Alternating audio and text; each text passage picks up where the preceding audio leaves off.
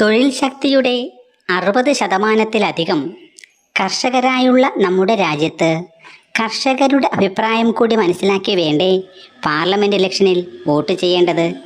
നമുക്ക് കർഷകരോട് ചോദിക്കാം. രാജ്യത്ത് വലിയ തിരഞ്ഞെടുപ്പുത്സവമാണല്ലോ നടക്കുന്നത്. രാജ്യം വലിയ പുരോഗതിയിലേക്കെന്നാണ് BJPക്കാർ പറയുന്നത്. കർഷകർക്ക് മോഹന വാഗ്ദാനങ്ങളല്ലേ നൽകിയിരുന്നത്? രാജ്യത്തെ കൃഷിയെക്കുറിച്ച് ചേട്ടൻ എന്ന് പറയുന്നു. ഞാനെന്തു പറയാനാണ്, ഗ്രാമത്തലവൻ തന്നെ പറയട്ടെ. 2021 ഒരു വർഷത്തിലധികം നീണ്ടുനിന്ന സമരമാണ് ഞങ്ങൾ നടത്തിയത്. 715 കർഷകരാണ് ആ സമരത്തിൽ മരണപ്പെട്ടത്. ഒടുവിൽ സർക്കാർ ഞങ്ങളുടെ ആവശ്യങ്ങൾ അംഗീകരിച്ചു. അങ്ങനെയാണ് ആ സമരം അവസാനിപ്പിച്ചത്. സമരം അവസാനിപ്പിച്ച് ഒരു വർഷം കഴിഞ്ഞിട്ടും പറഞ്ഞ വാഗ്ദാനങ്ങൾ പാലിക്കാൻ BJP സർക്കാർ തയ്യാറായില്ല. ഞങ്ങൾ വീണ്ടും സമരത്തിനിറങ്ങി. ഞങ്ങളുടെ ഒരു കർഷകൻ തലയ്ക്ക് വെടിയേറ്റാണ് മരിച്ചത്. ഇതാണ് BJP സർക്കാരിന് ഇന്ത്യൻ കർഷകനോടുള്ള മനോഭാവം. എന്തുകൊണ്ടാണ് മോഡി സർക്കാർ കർഷകരുടെ ആവശ്യങ്ങൾ ചെവിക്കൊള്ളാൻ തയ്യാറാവാത്തത്? മറ്റെല്ലാ രംഗവും പോലെ ഇന്ത്യൻ കാർഷിക രംഗവും കൈയടക്കുവാൻ കോർപ്പറേറ്റുകൾ തയ്യാറെടുത്തിരിക്കുകയാണ്. അവർക്ക് വേണ്ടിയായിരുന്നു കാർഷിക നിയമങ്ങൾ കൊണ്ടുവന്നതുപോലും. കഴിഞ്ഞ 10 വർഷം കൊണ്ട് കോർപ്പറേറ്റുകളുടെ 15 ലക്ഷം കോടി രൂപയുടെ കടമാണ് മോദി സർക്കാർ എഴുതി തള്ളിയത്.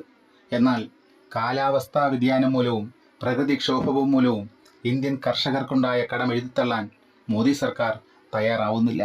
ജയ് ജവാൻ ജയ് കിസാൻ എന്ന് അഭിമാനപൂർവ്വം പറഞ്ഞിരുന്ന നമ്മുടെ രാജ്യത്തെ BJP സർക്കാർ കിസാന്മാരെ വെടിവെച്ച് കൊല്ലുന്ന രാജ്യമാക്കി മാറ്റി.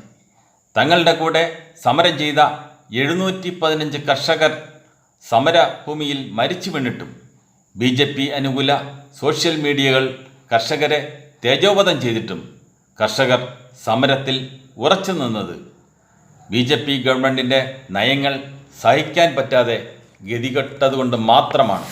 കോർപ്പറേറ്റുകളുടെ കോടികൾ ആവേശപൂർവ്വം എഴുതിത്തള്ളിയ കോൺഗ്രസ് BJP സർക്കാരുകൾ കാലവർഷക്കെടുതിയിൽ നിന്നും കാലാവസ്ഥ വ്യതിയാനത്തിൽ നിന്നും കർഷകരെ സംരക്ഷിച്ചു നിർത്താൻ സമഗ്ര വിള ഇൻഷുറൻസ് ഏർപ്പെടുത്താൻ തയ്യാറായില്ല. 1.5 ലക്ഷം കോടി കർഷകരാണ് കഴിഞ്ഞ 10 വർഷത്തിനുള്ളിൽ കാർഷിക വൃത്തി ഉപേക്ഷിച്ചത്.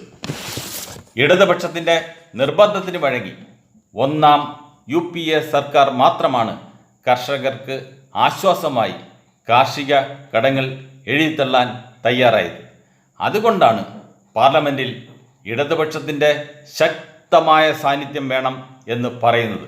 കർഷകരെ കൈയൊഴിഞ്ഞ കോൺഗ്രസിനും BJPക്കും ശക്തമായ മറുപടി നൽകാൻ ഇത്തവണ ഇടതുപക്ഷത്തിന് വോട്ട് ചെയ്യാൻ നമ്മൾ എല്ലാവരും തയ്യാറാവേണ്ടതുണ്ട്.